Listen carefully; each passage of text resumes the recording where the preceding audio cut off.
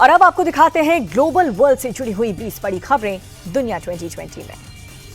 स्पर्धा में cease fire के बाद सीरिया के राष्ट्रपति की अपील, सभी गुट शांति बरतें, इलाके में हिंसा न बरती जाए।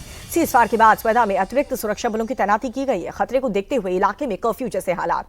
अमेरिका में क्रिप्टो बिल को कानूनी मंजूरी, राष्ट्रपति ट्रंप बोले इससे डॉलर की इंपॉर्टेंस और भी ज्यादा बढ़ेगी। जीनियस एक्ट के जरिए ट्रंप का ब्रिक्स देशों पर निशाना, बोले डॉलर को चुनौती देना महंगा पड़ेगा, सभी सहयोगी देशों पर लटकेगी टैरिफ की तलवार। ट्रेड डील को लेकर के यूरोपीय संघ का बयान, अमेरिका के साथ फाइनल स्टेज में है बातचीत।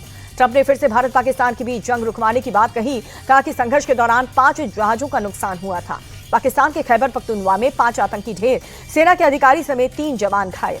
भारतीय डिप्लोमेसी की ताकत से पाकिस्तान में दहशत है। एरोस्पेस में विमान की एंट्री पर लगे बैन को 24 अगस्त तक बढ़ाया गया। यूक्रेन के रूस में 300 से ज्यादा मिसाइलों से हमला किया गया। ओडिशा में एक शख्स की मौत हुई। गाजा में आम नागरिकों पर इजरायली सेना का हमला हुआ, 30 से ज्यादा लोगों की मौत हो गई। यूएस के साथ न्यूक्लियर डील को लेकर के जल्द होगी बातचीत, ईरानी विदेश मंत्री ने संकेत दिए।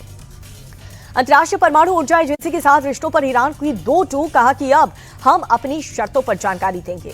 ईरानी विदेश मंत्री ने इजरायल को दी धमकी। अराक्ची बोले अब हमला हुआ तो करारा जवाब मिलेगा। पेरू पुलिस ने 5 नशा तस्करों को गिरफ्तार किया। कार्टून की ड्रेस में ऑपरेशन को दिया अंजाम।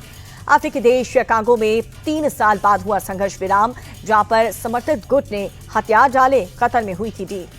अफ्रीकी देश नाइजर में आतंकवादियों ने 2 भारतीयों की हत्या की है। इंडियन एम्बेसी ने लोगों को सतर्क रहने का निर्देश दिया। चीन में तूफान विफा को लेकर के एडवाइजरी, मौसम विभाग ने तेज बारिश का अलर्ट जारी किया।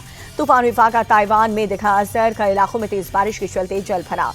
अमेरिका के लॉस एंजलिस में बेकाबू गाड़ी में भीड़ को कुचला, 20 लोगों की मौत हुई।